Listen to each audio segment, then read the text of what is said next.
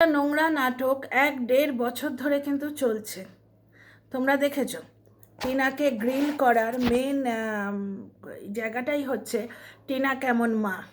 সেদিনেও দেখেছিলে যে জ্বলন কোর্ট বন্ধ ছিল জেনেও গেছিল, হয়তো আশপাশ থেকে ঘুরে চলে এসছে, আর কোর্ট অবধি যাইও নি, বুঝতে পেরেছো তো। কিন্তু গেছিল, এসে মিথ্যে কথা বলে লাইভ করলো, লাইভে বললো বাচ্চা নিয়ে গেছে, ব্লগে কিন্তু দেখিয়েছে বাচ্চা নিয়ে যায়নি। বাচ্চা নিয়ে যায়নি এই কারণেই, কারণ ও জানতো কোর্টটা বন্ধ আছে, কারণ কোর্ট খোলা থাকলে ওর বাচ্চার প্রয়োজন পড়তো, বুঝতে পারছো। টিনা যাবে না খুব ভালো ভালো করে জানতো। ওই টিনা কেমন মা সেই জিনিসটি উস্কে দেওয়ার জন্যই কাণ্ডটি করেছিল। সুতরাং আজকে এরা একবারে কাব্যিক ভঙ্গিতে বসে গেছে, কারণ এরা তো ঝুন্ডে নামে তোমাদের বলেছি, মানে বিশেষ কিছু রিসার্চ করতে হয় না, মানে জ্বলনের দলের কন্টেন্ট ক্রিয়েটারদের জবাব দিতে গিয়ে না বিশেষ রিসার্চের দরকার নেই, কারণ এ যা বলবে ও তাই বলবে, সেই থোর বড়ি খাড়া আর খাড়া বড়ি থোর। বিশাল একবারে কাব্যিক ভঙ্গিতে টিনা তোমার ছেলের কিন্তু জ্বর হয়েছে, তোমার ছাড় কথা মনে পড়ে না? হ্যাঁ ভাই, টিনার যদি ছেলের কথা মনে না পড়তো, সে তার এই অল্প রোজগারের সিংহভাগ ছেলেকে আনার জন্যে ব্যয় করে দিত?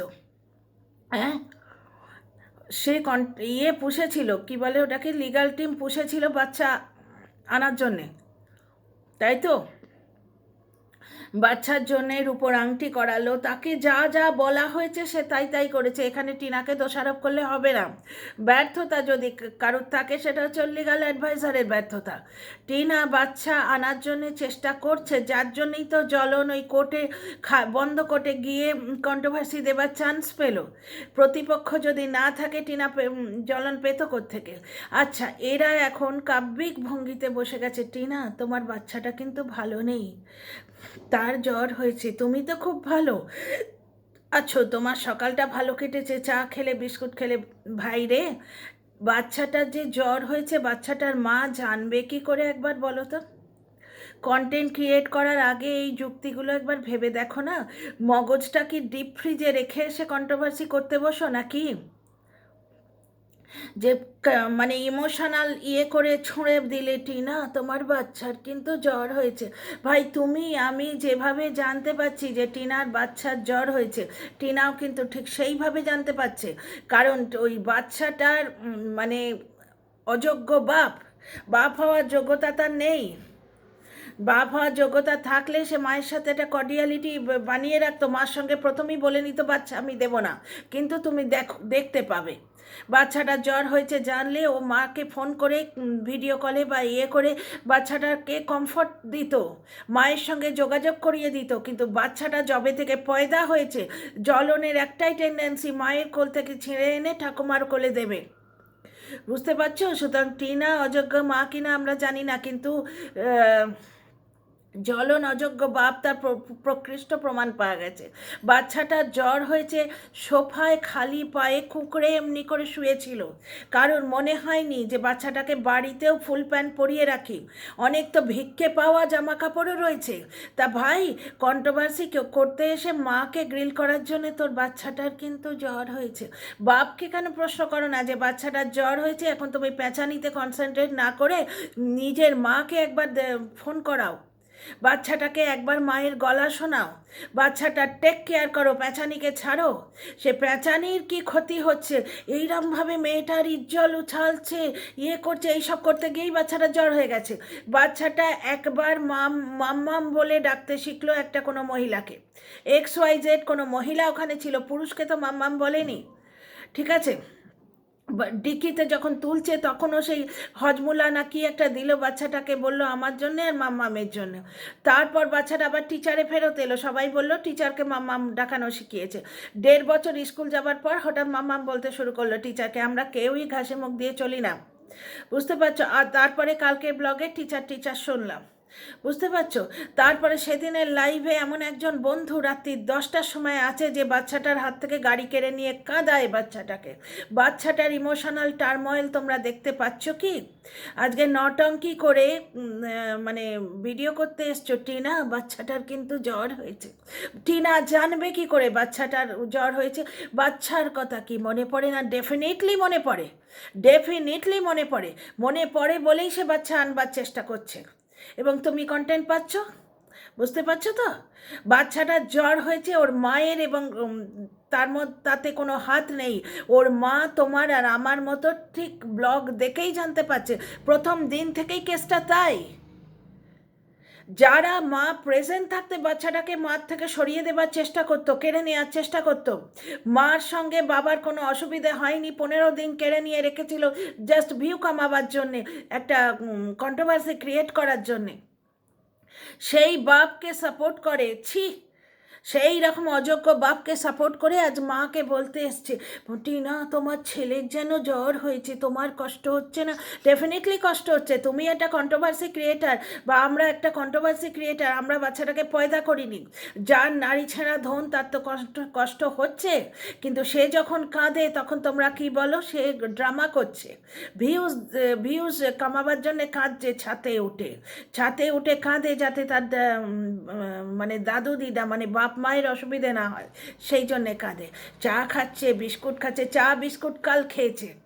ওই ব্লগটা কালকের ব্লগ।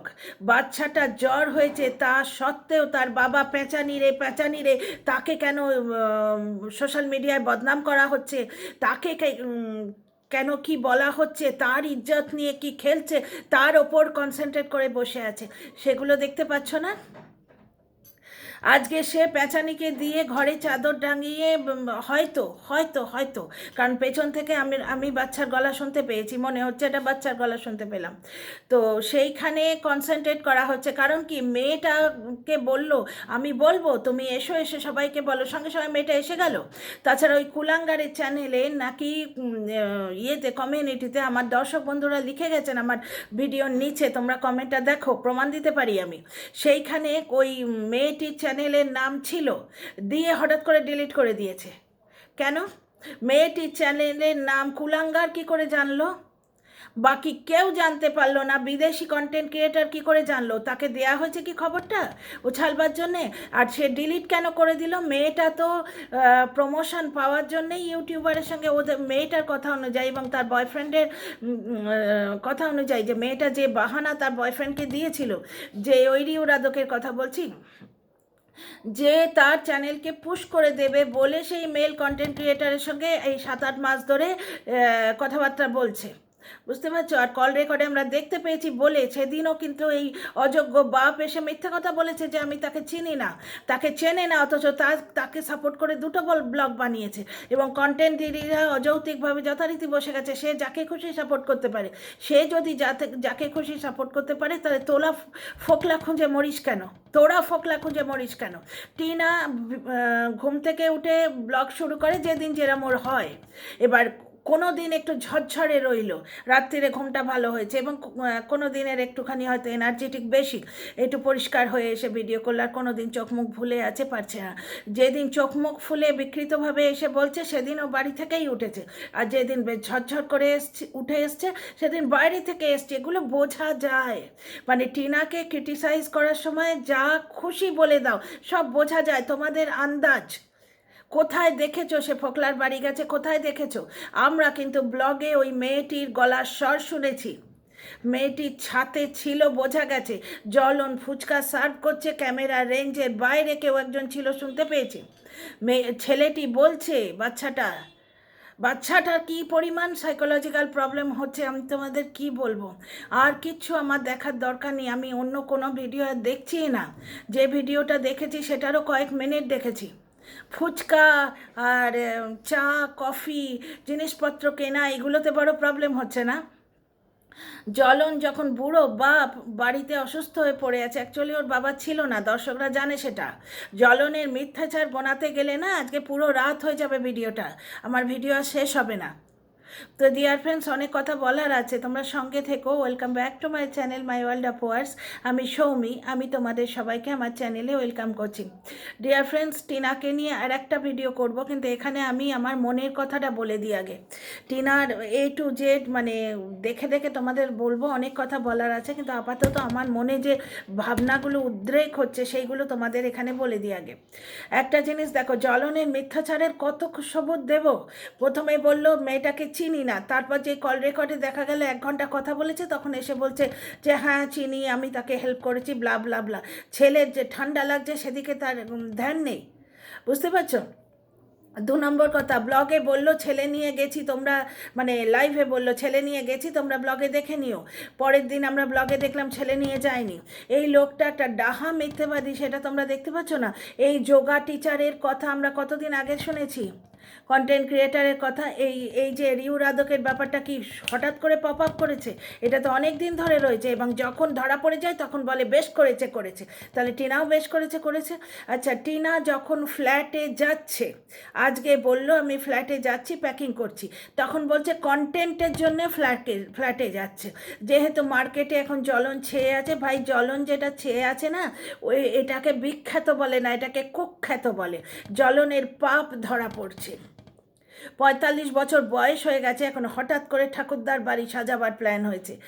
কেন আমি জানি কিছুটা, আর কিছুটা আন্দাজ করতে পারছি, বুঝতে পারছো তো?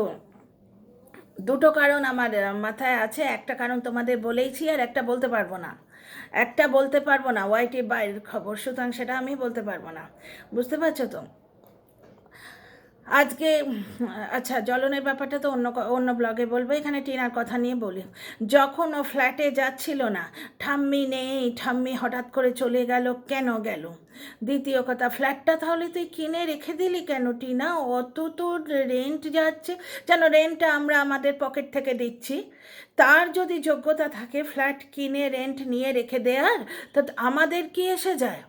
আমরা তো উল্টে কন্টেন্ট পাচ্ছি।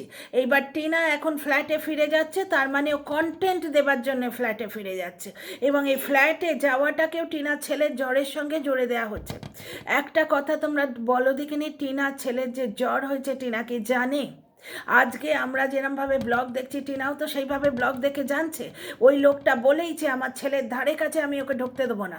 যবে থেকে ছেলেটা পয়দা হয়েছে তবে থেকে লোকটার টেন্ডেন্সি যে মার থেকে ছেলে কেড়ে নেবে। মামা ভাত হচ্ছে, ওর নিজের মা তো মামা ভাত করতে দিল না, পাল্টি পিসর বাড়িতে মুখে প্রসাদ দিয়ে ছেড়ে দিল। এমন মানে মানে এত টান সে ছেলের ওপর, বাতাসা মানত করে এসেছিল, তোমরা নিশ্চয়ই দেখেছো। কিন্তু ছেলের মুখে প্রসাদ করতে দিল না বাচ্চাটার, বুঝতে পারছো? আর আজকে নানা রকম শাড়ি পরে ঘোরে। সেই শাড়িগুলোও তার মেয়ের বিজনেসে, সেই শাড়ির পুঁটলিটাকে বার করা কিনা কে জানে। যে মেয়েকেও অস্বীকার করেছিল, যে মেয়ের ছেলেকে অস্বীকার করেছে, বলেছে আমার একটা মাত্র নাতি। তাহলে জ্বলনের মায়ের মানে অনাদরে বাচ্চাটার জ্বর হয়েছে বলতেই তো পারি। তো যাই হোক, এখানে স্পষ্ট দেখলাম তো বাচ্চাটা শুয়ে আছে, পাটা এলো এমনি করে শুয়ে আছে। এটা আমরা দর্শকের আমি তো দর্শক, কন্টেন্ট করব বলে ভিডিওটা দেখেছি। দেখলাম যখন, তখন আমার মনে হচ্ছে হালকা একটা চাদর নিয়ে গায়ে দিয়ে দিই। ওখানে ওই অতগুলো লোক ঘুরছে ফিরছে, তাদের তো নিজের রক্ত, তাদের মনে হয় না? ফালতু কথাবার্তা যত সব। আর টিনা যখন ফ্ল্যাটে যাচ্ছিল না, তখন ফ্ল্যাটে কেন যাচ্ছিস না? ফ্ল্যাটটা তার মানে ছেড়ে দিয়েছে। ওই যে দেয়ালে টিভিটা টাঙানো আছে, দেখলে বরুণ কাকুর থেকে নেয়া টিভির কভারটা ওইখানে টাঙিয়ে দেওয়া হয়েছে, মানে ফ্ল্যাট ছেড়ে দিয়েছে। ফ্ল্যাট নিয়ে খেললো। ফ্ল্যাটে এই দুর্গাপুজো দেখে এসে ওখানে গেছিলো, কালী পুজো দেখতে গিয়ে ওখানে গেছিলো। টিনা ফ্ল্যাটে গেছে, কোনো জায়গায় কিন্তু কোনো হিন্ট নেই। না ইনস্টাতে বেরিয়েছে, না টুইটারে বেরিয়েছে, না তোমার অন্য কোনো সোশ্যাল মিডিয়া ফেসবুকে বেরিয়েছে, না টিনার কোনো ভিডিওতে দেখা গেছে। টিনাদের বাড়িতে কতগুলো ব্লগার, টিনার মা, টিনার বাবা, কারোর ভিডিওতে দেখা যায়নি। না দীপ্ত লাইভ করেছে, তার থেকে কিছু পেছন থেকে খুঁজে বার করেছে, অথচ ধরে নিচ্ছে ওরা গেছিল। কারণ এই 2+2 করলে 4.5 হয়। ফোকলা খুঁজে খুঁজে বেড়াচ্ছে, অথচ আজকে জ্বলনের নোংরামো ধরা পড়ে যাচ্ছে, তখন সে করতেই পারে, আইনত অপরাধ নয়, আইনত যদি এর অপরাধ না হয় ওর জন্যেও অপরাধ নয়। তোরা আর যদি ফোকলা বলে কোনো রকম কন্ট্রোভার্সি করিস না, তাহলে বোঝা যাবে সব কটা ট্যালেন্টলেস, ঠিক ওই 49-এর মতো 49 ভিকিরি। সেই 49 ভিকিরি যেমন আমার চায়ের কন্টেনারের ঢাকা নিয়ে কন্ট্রোভার্সি করে। আচ্ছা, 49 ভিকিরির জন্য আরও কিছু দেখিয়ে দিই, ঢাকা ফাঁকা কিছু একটা দেখিয়ে দিই, এখানে নেই, যাকে 49 ভিকিরিকে কন্টেন্ট পরে দেবো। আপাতত এই ভিডিওটা কমপ্লিট করি। ফোকলা ফোকলা করে একটা বছর কাটিয়ে দিলি, কিন্তু ব্যাপারটা হচ্ছে যে টিনা দুর্গাপুজোর দেখে ফেরার পথে ফ্ল্যাটে গেছে, প্রুফ আছে? প্রুফ আছে? আচ্ছা, ওই রিউরাদককে নিয়ে করা ভিডিওটায় অনেক কথা বলতে ভুলে গেছি, কথায় কথায় ও বলছে প্রুফ আছে, আমি যে তোর বাচ্চা নষ্ট করেছি, প্রুফ আছে? প্রুফ আছে তো।